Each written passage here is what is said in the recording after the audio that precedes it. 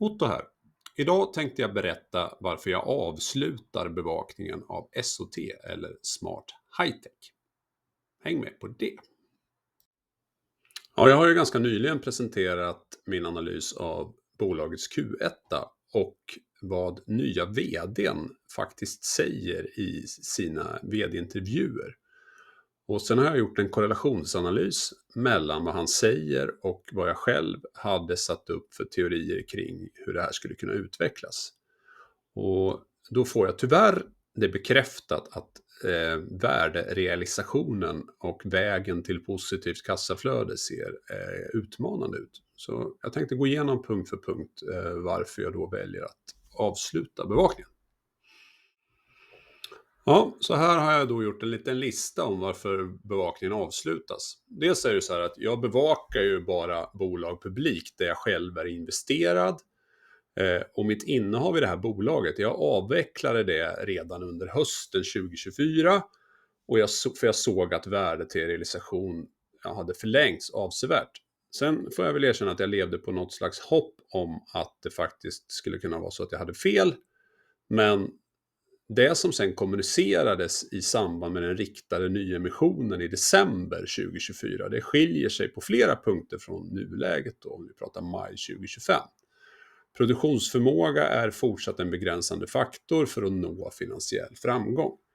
Och jag har gjort en AI-analys av bolagets kommunikation i samband med nyemissionen och jag har jämfört det nu med vad vdn kommunicerar 5 månader senare. Och den bekräftar ju att det är mycket som såg väldigt ljust ut då som kommer att ta längre tid. Att bolaget kommer lyckas, det tror jag faktiskt. Men utmaningarna ser stora ut, kortsiktigt. Och det bekräftar också vd när de pratar om den här första pucken de måste över innan de kan realisera värdet. Och min bedömning är att man kommer behöva ytterligare kapital innan man når lönsamhet. Och det är ju något också vdn signalerar att det är en tidshorisont på 5 år till svarta siffror och han ser gärna att det kommer in nya investerare i det här.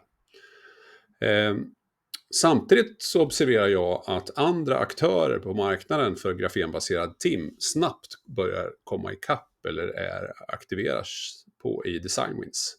Så vi har sett design wins redan tilldelats konkurrerande lösningar. Och jag har gjort en analys av det. Och den delar jag nu då bara med de som stöttar mig genom frivillig bidrag.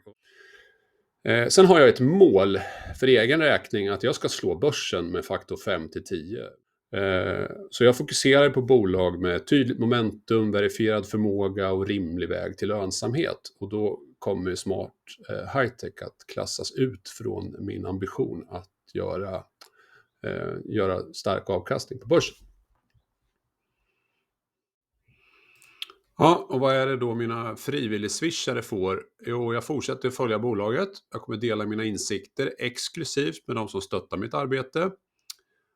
Och det ger då fortsatt bevakning baserat på min investering i avancerad AI, min industrikompetens som jag nämnde och de timmar jag lägger på djupanalys. Och ett exempel på det är att jag har släppt en AI-studie på 25 sidor där jag beskriver då vilka beroenden som finns för att gå från teknik till volym. Och jag har även använt mycket data från bolaget för att validera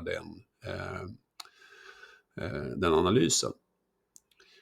Publik bevakning, det kan vara så att jag återupptar den eftersom det då hänger ihop med att jag är återinvesterad. Men det är om jag bedömer att bolaget är undervärderat med en tydlig uppsida. I dagsläget då i maj 2025 så ser jag att det tidigast skulle bli aktuellt under våren 2026, alltså om 8-12 månader. Och det beror på att bolaget måste verifiera sin förmåga att massproducera och att det kommer att se ut att ta då året ut. Och det är först då man blir aktuellt för en design win i en produkt.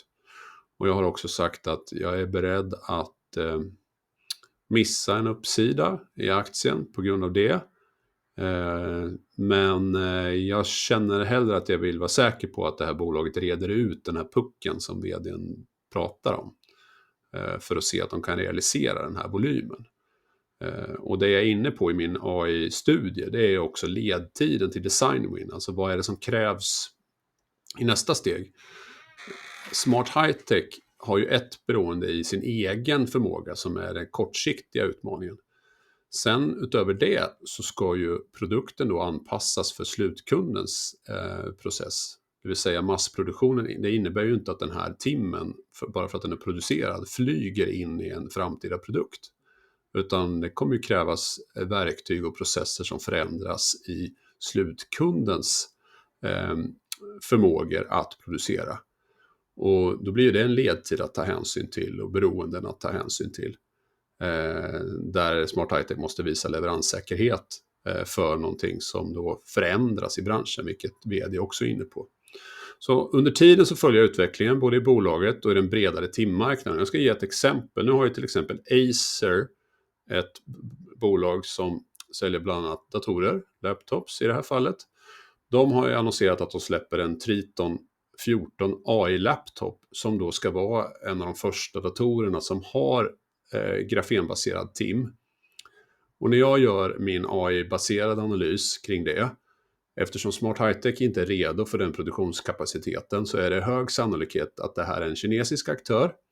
Och det är så här jag jobbar då med min AI-analys i kombination med den industrikompetens jag har, att den här aktören i Kina, de har redan volymproduktion av grafenförstärkta timlösningar. De är en känd aktör inom grafenområdet i Asien. De har en dokumenterad historik av att leverera OEM inom elektronik- och fordonsindustri. De har närhet till Acer i sin produktionskedja. Det är många laptops som monteras i just Kina.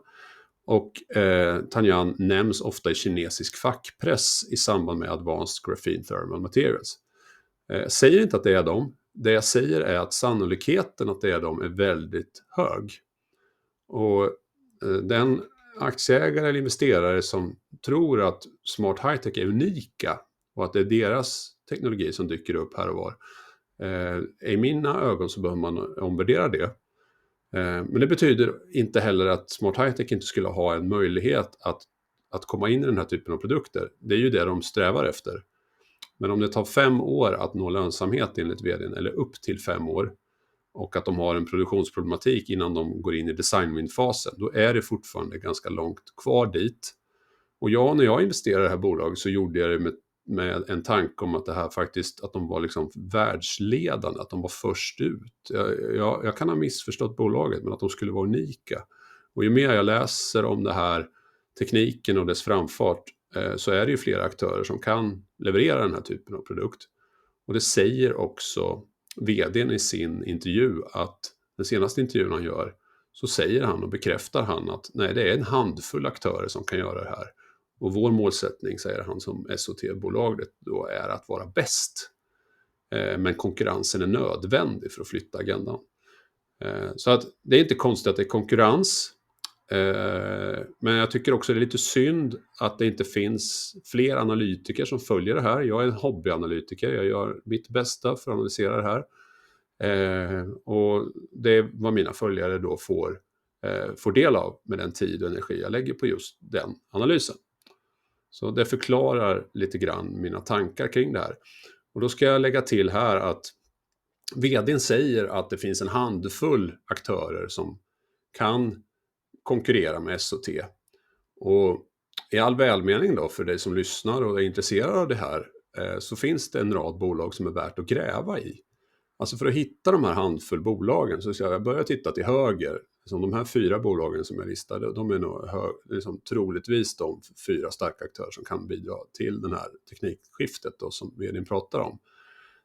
Men det finns en rad andra aktörer som är väldigt intressant att titta på. Och ett område där det rör sig också ganska fort, det är inom framtidens mobilverksamhet. Så även om man är inriktade på CPU och GPU ur ett SOT-perspektiv, så går utvecklingen rasande fort även på mobilsidan. Och då finns det en rad aktörer som utvecklar grafenbaserade TIMS även där. Och i den här listan så kommer du garanterat att hitta aktörer som är redan långt gångna i förmågan att massproducera. Så att ja, det är egentligen så här, en uppmaning till dig som inte vill vara med på min resa. Fortsätt gräva själv. Det tycker jag är klokt när man är investerad. Ja, jag var lite inne på att jag är en hobbyanalytiker. Men det betyder inte att jag inte känner till vilka lagar, regler och policy som gäller för att komma igenom med kredibilitet. Jag har ju en ambition att min verksamhet ska vara långsiktig. Jag bygger allt jag gör på långsiktighet. Att ha följare som uppskattar det djuplodade analytiska arbetet jag gör och den AI-baserade modell jag använder i kombination med min industriella min kompetens då. Men för att tydliggöra så har jag en policy för hur jag arbetar med analys, transparens och ansvar. Så du som funderar lite grann på min verksamhet, läs gärna min policy som tydliggör hur jag agerar i mina analyser och hur jag hanterar min egen handel i relation till mina analyser. Så hoppas jag att det hjälper dig också att vara med på min resa. Och innan vi avslutar så ska jag prata lite om hur min värderingsmodell ser ut. Som inte är någon absolut sanning, men det är den som hjälper mig att ta riskjusterade beslut. Och det är faktiskt det jag får mest beröm för av mina följare, som har undvikit väldigt mycket risk genom att följa den här typen av tankesätt. Och då gör jag det genom bubblor. Och då ska jag förklara vad jag menar med bubblor. Då tittar jag alltså på rörelseresultatet över tid. Och då har jag vissa bolag som är förhoppningsbolag. SOT klassar jag som förhoppningsbolag eftersom de har negativt kassaflöde och fortfarande inte har realiserat värdet och tjänar pengar på sin produkt. Och det finns andra bolag som är i samma läge. Och då har jag identifierat att ett bolag här med negativt rörelseresultat, så är man i en väldigt farlig zon, speciellt när man är uppvärderad över en viss nivå. Och då kallar jag det för hype-zonen, det vill säga undvik investering eller var försiktig. Det är ju ingen rekommendation, var och en gör som den vill, men det är min modell för att undvika hög risk. Och den har visat sig träffsäker, för här är det lite Gröna Lund-trappan. Om du tänker dig den här trappan på Gröna Lund, om du tar fel fot så gör det väldigt ont. Och det är svårt att förstå och tajma marknaden utifrån den här hypezonen där ett bolag har negativt rörelseresultat och innan det har realiserat sitt värde. Och det här visar jag i alla mina bolag som jag bevakar. Och här är ett exempel på ett bolag som aldrig var i hypezonen, utan de gick direkt från nollresultat, negativt resultat till plusresultat utan att bli uppvärderade. Och någonstans när ett bolag då flyttar sig åt höger, det vill säga att rörelseresultatet ökar, så kommer den här bubblan att lyfta då över tid. Och det här följer jag i alla bolag. Ytterligare ett exempel på ett bolag som har positivt rörelseresultat men enligt peers på marknaden är undervärderat. Sen kommer det intressant. Här är ju ett intressant bolag som heter Acconer. Varför är det intressant i kontexten SOT? Jo, det är intressant för att det är en väldigt relevant jämförelse. Båda bolagen har en unik patenterad produkt, i det här fallet en radar. Acconers produkt är redo för massproduktion och är i massproduktion och man har börjat sin försäljningsresa. Och Acconer har varit värderat till över 1 miljard och tappat sitt bolagsvärde när de inte har realiserat det här och var nere på en värdering på 280 miljoner. Och nu börjar de flytta då sin lönsamhet åt höger i den här grafen, det vill säga att de ökar sitt rörelseresultat och de realiserar värde hos sina kunder. Och här har jag exakt samma base value som jag har i SOT, det vill säga 400 miljoner. Och det har visat sig att det har varit ganska träffsäkert att göra den här peer-analysen. Så att det finns ju andra bolag med andra produkter som likväl är relativt unika. Acconers radar har tagit design wins och kommer att finnas till exempel i framtida bilmodeller och ersätter annan teknik. Och det är ju precis det SOT gör. De ersätter gammal teknik och eftersträvar design win. Så att det är ju relevant att titta på det här ur ett riskperspektiv och göra en nykter analys kring det. Och så här jobbar jag med de värderingarna. Och tittar man då på SOT, då tycker jag att de här är i hypezonen. Jag tycker att de är högt värderade i relation till realiserat värde. Och speciellt nu när det drar ut på tiden. För bolaget gör alltså minus närmare 45 miljoner 2024 i rörelseresultat.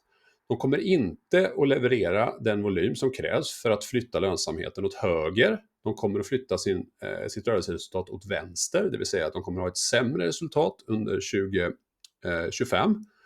Och då ökar ju givetvis risken. De flyttar ju sig från ett läge till ett sämre läge, men för att vara i position för att vinna affär. Men då är ju förflyttningen det här bolaget behöver göra från vänster till höger, den blir ju större och större och då ökar risken. Så att jag tycker att min PR-analys, den har ju fungerat väl i sättet att jag arbetar. Jag har också varit väldigt tydlig med att jag inte sitter inne med någon absolut sanning kring det här. Det kan ju faktiskt vara så att det här bolaget helt plötsligt då tar en design-win och värderingen hoppar upp. Det kan man ju säga om, men jag investerade ju när det här bolaget låg i vad jag kallar högriskzonen. Alltså när värderingen låg runt 200-250 miljoner. Då investerade jag för att jag tyckte att det var värt risken. Och sen kom uppvärderingen. Och sen såg jag att den här tid till realisation, att den drar ut på tiden. När den här bollen då flyttar åt vänster. Och därmed så tyckte jag att det inte var värt att ligga kvar med den risken. Och så har jag försökt att göra en likvärdig analys på värdet i det här bolaget i relation till vad jag ser i andra bolag. Så det förklarar också varför jag tycker att risken har ökat så pass mycket att jag inte vågar vara med på det här tåget just för stunden. Det förklarar var vi står. Jag hoppas innerligt att det går bra för SOT. Jag vill inget hellre. Jag hoppas också att alla som har investerat i SOT får en fin avkastning.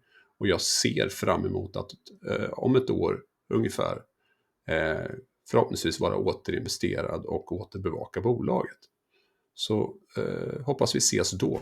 Tack och hej!